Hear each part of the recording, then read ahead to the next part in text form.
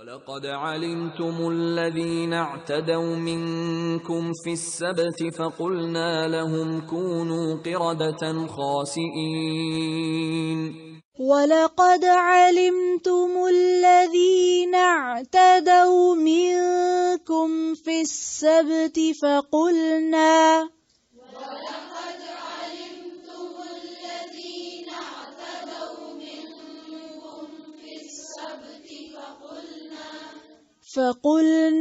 لهم كونوا قردة خاسئين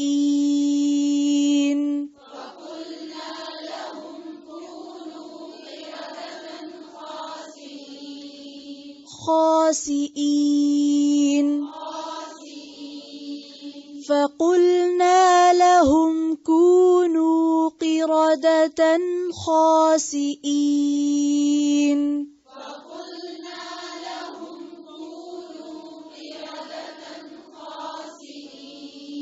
كونوا قردة خاسئين.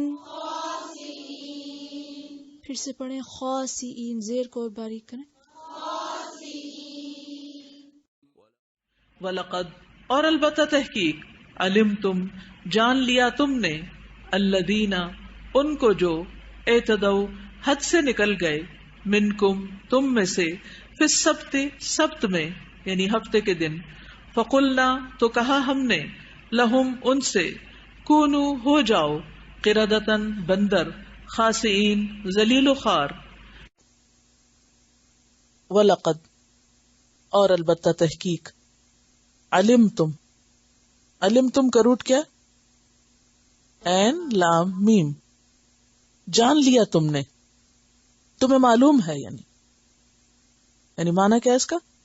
تمہیں سب پتا ہے.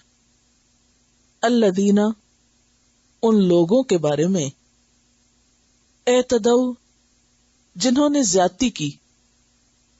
اعتداء عین دال واو سے ہے، راہ حق سے تجاوز کرنا، اللہ کے احکام اور حدود کا خیال نہ رکھنا.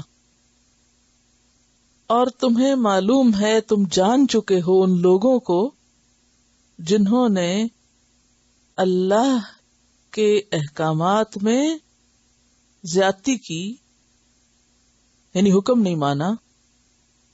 کب؟ فی السبت، سبت میں.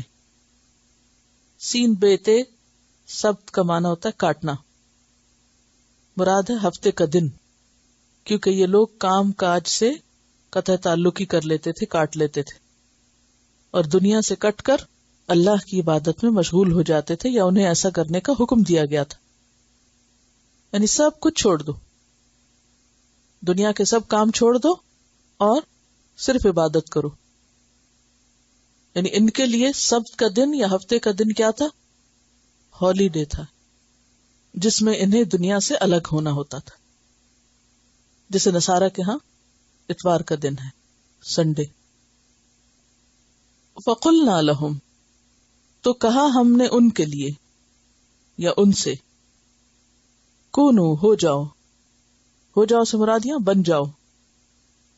کیا؟ قردتن، قرد کی جمع، قرد کہتے ہیں بندر کو. خاسئین، خاسئ کی جمع ذلیل. خے سین حمزہ اس کا روٹ ہے. خسا کا مطلب ہوتا ہے رحمت سے دور ہونا، پھٹکار پڑنا، یعنی پھٹکارے ہوئے، دھتکارے ہوئے، ذلیل کیے ہوئے. وَلَقَدْ عَلِمْتُمْ اور البتہ تحقیق تم جان چکے. کن کو؟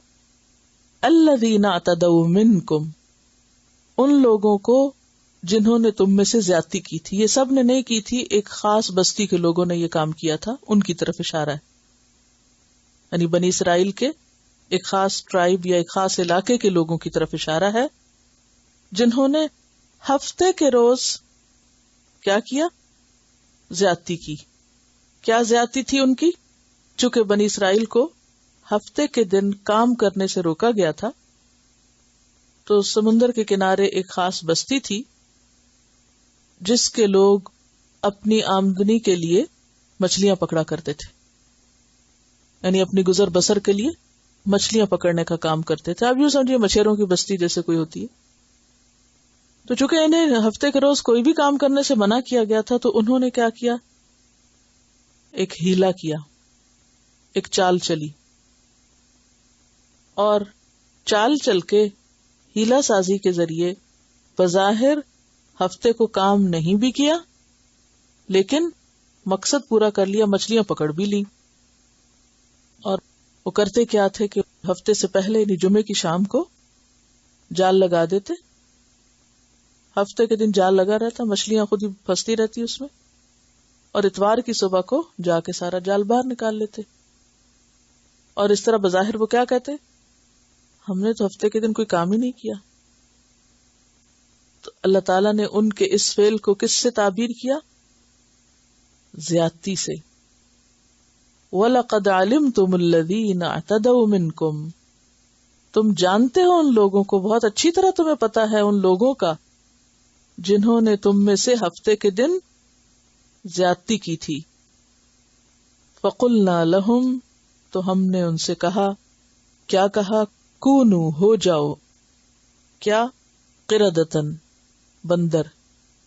ہو جاؤ سے مراد یا بن جاؤ، کیا بن جاؤ، بندر. خاسئین، ذلیل ہونے والے، یعنی ہم نے ان کی شکلیں بگاڑ دی، ان کو انسان سے بندر بنا دیا. کیوں؟ اس لیے کہ انہوں نے اللہ کے حکم کو بدلا تھا، تو اللہ نے ان کی شکل کو بدل دیا. پیچھے آپ ان کے بارے میں پڑھ چکے ہیں کہ یہ اللہ کے کلام کو بدل دیتے، الفاظ کو بدل دیتے، نعمتوں کو بدلنے کا مطالبہ کرتے. تو پھر بالآخر ان پر کیا سزا آئی کہ اللہ نے ان کی شکلیں بدل دیں، انسان کی بجائے یہ بندر دکھائی دیتے تھے. سورۃ الاعراف آیت 164 میں یہ واقعہ بھی مزید تفصیل سے بیان ہوا ہے. ارشاد باری تعالیٰ ہے، وَاسْأَلْهُمْ عَنِ الْقَرْيَةِ الَّتِي كَانَتْ حَاضِرَةَ الْبَحْرِ إِذْ يَعْدُونَ فِي السَّبْتِ إِذْ تَأْتِيهِمْ حِيتَانُهُمْ يَوْمَ سَبْتِهِمْ شُرَّعًا وَيَوْمَ لَا يَسْبِتُونَ لَا تَأْتِيهِمْ كَذَلِكَ نَبْلُوهُمْ بِمَا كَانُوا يَفْسُقُونَ وَإِذْ قَالَتْ أُمَّةٌ مِّنْهُمْ لِمَ تَعِظُونَ قَوْمًا اللَّهُ مُهْلِكُهُمْ أَوْ مُعَذِّبُهُمْ عَذَابًا شَدِيدًا قَالُوا مَعْذِرَةً إِلَىٰ رَبِّكُمْ وَلَعَلَّهُمْ يَتَّقُونَ فَلَمَّا نَسُوا مَا ذُكِّرُوا بِهِ أَنْجَيْنَا الَّذِينَ يَنْهَوْنَ عَنِ السُّوءِ وَأَخَذْنَا الَّذِينَ ظَلَمُوا بِعَذَابٍ بَئِيسٍ بِمَا كَانُوا يَفْسُقُونَ فَلَمَّا عَتَوْا عَمَّا نُهُوا عَنْهُ قُلْنَا لَهُمْ كُونُوا قِرَدَةً خَاسِئِينَ. اب آپ دیکھیے کہ قرآن کا بعض حصہ بعض کی وضاحت کرتا ہے. کیا معنی ہے اس کا؟ اور ذرا ان سے اس بستی کا حال بھی پوچھو جو سمندر کے کنارے واقع تھی. انہیں یاد دلاؤ وہ واقعہ کہ وہاں کے لوگ سبت کے دن احکام الہی کی خلاف ورزی کرتے تھے، اور یہ کہ مچھلیاں سبت ہی کے دن ابھر کر سطح پر ان کے سامنے آتی تھی. یعنی کیا مشکل تھی کہ جس دن انہیں مچھلیاں پکڑنے سے روکا گیا اسی دن مچھلیاں بھی اوپر زیادہ آتی تھی، تو اور آزمائش ہو گئی. اب انہوں نے سوچا کہ کوئی طریقہ ایسا کریں کہ جس سے ہم مچھلیاں بھی پکڑ لیں، اور جسے ہماری زبان میں عام طور پہ کیا کہتے ہیں کہ سانپ بھی مر جائے اور لاٹھی بھی نہ ٹوٹے، کہ بظاہر حکم کی خلاف ورزی بھی نظر نہ آئے اور مچھلیاں بھی آ جائیں. ابھی دیکھیں نا کیسی چال بازی کر رہے ہیں. تو انہوں نے پھر وہی طریقہ کیا جو پہلے بتایا گیا، اور بعض روایات میں آتا ہے کہ انہوں نے سمندر کے ارد گرد چھوٹے چھوٹے گڑھے کھود لیے کہ جس دن زیادہ اوپر سمندر آئے گا اور زیادہ مچھلیاں آئیں گی تو پانی کی لہریں دور تک آئیں گی. اب کیا ہوتا کہ جب پانی کی لہریں آتی تو ساتھ مچھلیاں بھی آ جاتی، پانی واپس جاتا تو مچھلیاں گڑھے میں گر چکی ہوتی تھی، اور پھر یہ لوگ اتوار کی صبح اٹھ کے پکڑ لیتے. اور سبت کے سوا باقی دنوں میں نہیں آتی تھی. یہ اس لیے ہوتا تھا کہ ہم ان کی نافرمانیوں کی وجہ سے ان کو آزمائش میں ڈال رہے تھے. یہ قرآن کا بیان ہے. اور انہیں یہ بھی یاد دلاؤ کہ جب ان میں سے ایک گروہ نے دوسرے گروہ سے کہا کہ تم ایسے لوگوں کو کیوں نصیحت کرتے ہو جنہیں اللہ ہلاک کرنے والا ہے یا سخت سزا دینے والا ہے، تو انہوں نے جواب دیا کہ ہم نے یہ سب کچھ تمہارے رب کے حضور اپنی معذرت پیش کرنے کے لیے کیا ہے، اور اس امید پر کرتے ہیں کہ شاید یہ لوگ اس نافرمانی سے پرہیز کرنے لگیں. آخر کار جب وہ ان ہدایات کو بالکل ہی بھلا بیٹھے، یعنی بالکل انہوں نے سوچنا ہی چھوڑ دیا کہ اللہ نے ہمیں کیا حکم دیا، جو انہیں یاد کرائی گئی تھی، تو ہم نے ان لوگوں کو بچا لیا جو برائی سے روکتے تھے، اور باقی سب لوگوں کو جو ظالم تھے ان کی نافرمانیوں پر سخت عذاب میں پکڑ لیا. پھر جب وہ پوری سرکشی کے ساتھ وہی کام کیے چلے گئے جس سے انہیں روکا گیا تھا، تو ہم نے کہا بندر ہو جاؤ ذلیل و خوار.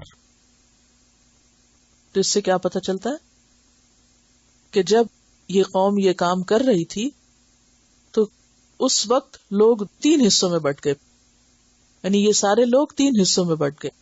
ایک وہ گروہ جو مچھلیاں پکڑتا تھا کھلم کھلا اور علل اعلان نافرمانی کر رہا تھا، دوسرا وہ جو انہیں پوری طرح روک رہا تھا، نہی عن المنکر کر رہا تھا، اور تیسرا وہ جو یہ کہتا تھا کہ تم کیوں نصیحت کرتے ہو ان کو، انہوں نے باز تو آنا نہیں، مت روکو، کرنے دو جو کرتے ہیں.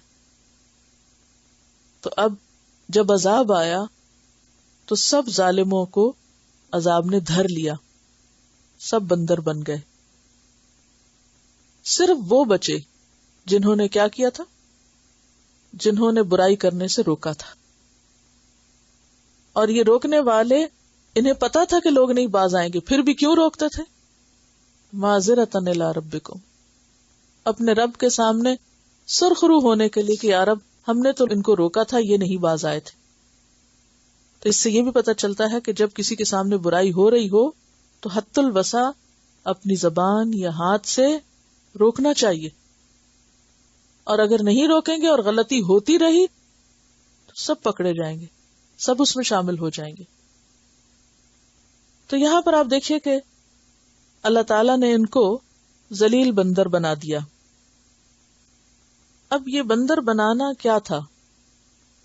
یعنی بندر جو بنائے گئے تو بنیادی طور پر تو ان کی شکلیں مسخ کی گئی تھی.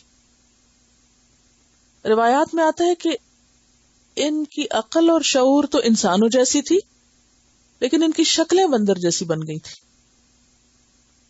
اب آپ خود سوچئے کہ انسان کے ہوش حواس باقی ہوں، وہ اپنے ہی بچے کو، اپنے ہی بھائی کو، اپنی ہی بیوی کو، اپنے ہی ماں باپ کو بندر بنا دیکھے تو اس کا حال کیا ہوگا؟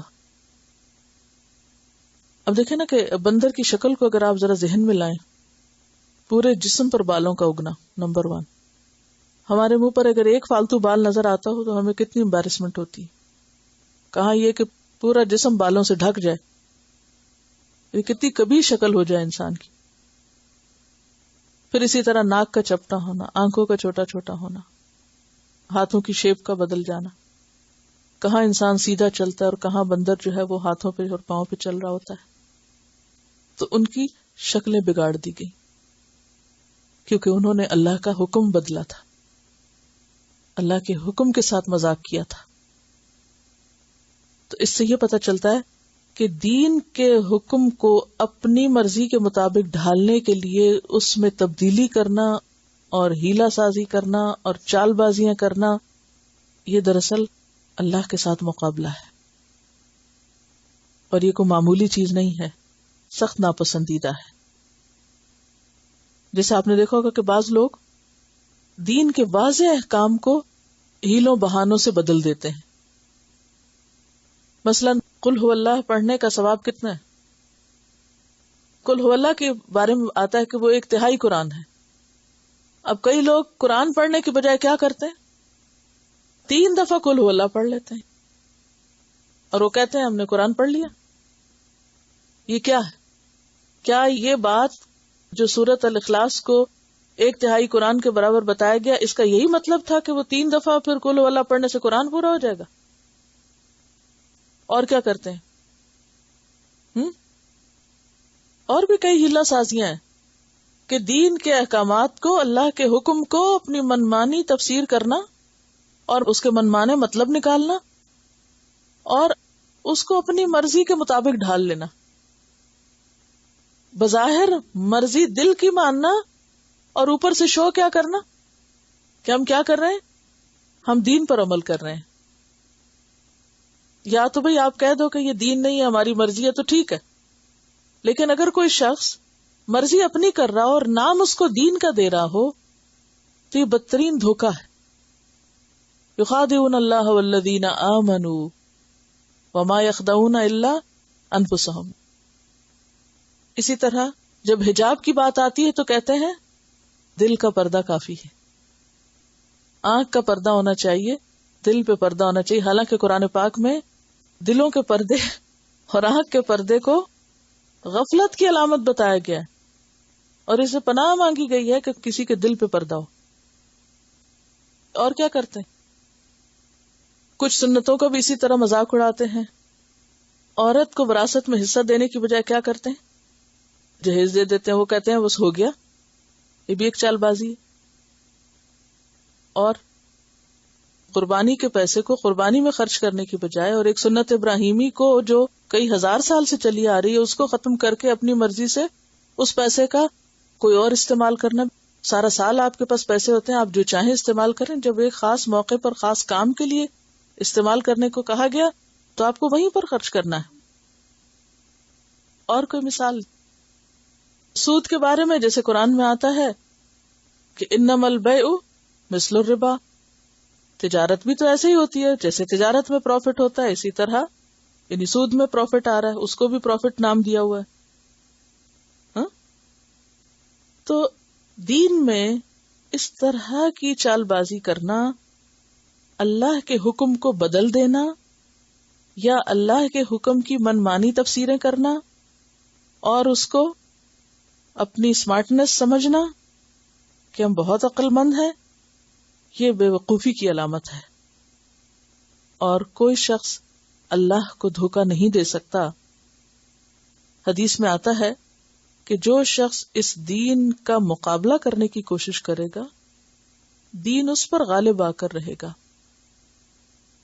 جو شخص دین کو نیچا دکھانے کی کوشش کرے گا یا دین کے ساتھ جھگڑا کرنے کی کوشش کرے گا تو دین اس پر غالب آ جائے گا. کوئی شخص اللہ کو عاجز نہیں کر سکتا. وقتی طور پر ایسے لگتا ہے کہ ایسا کرنے والے بڑے کامیاب ہو گئے اور بہت سمجھدار اور ہوشیار لوگ ہیں وہ، لیکن کوئی بھی حقیقت میں اس میں کامیاب نہیں ہو سکتا اور نہ ہی ایسے کسی عمل کے پیچھے پر کوئی کامیابی ہے. اگر کوئی شخص دین بدل کے اپنی مرضی کا منمانا دین بنا کے اس پر چلے اور وہ یہ سمجھے اس کے پیچھے اجر ہے تو اس کا فائدہ بھی کچھ نہیں. حدیث میں آتا ہے آپ صلی اللہ علیہ وسلم نے فرمایا لا ترتکبوا مرتکبت الیہود فتستحلوا محارم اللہ بأدنى الحیل. ان چیزوں کا ارتکاب نہ کرو. لا ترتکبوا مرتکبت الیہود، جن کا ارتکاب یہود نے کیا تھا. انہوں نے اللہ کی حرام کی ہوئی چیزوں کو چھوٹے چھوٹے ہیلوں سے حلال کر لیا تھا. تو ہیلا بازی کہاں ہوتی ہے؟ جہاں اللہ کے کسی حکم سے بچ نکلنا مقصود ہو، کہ کرنا نہ پڑے.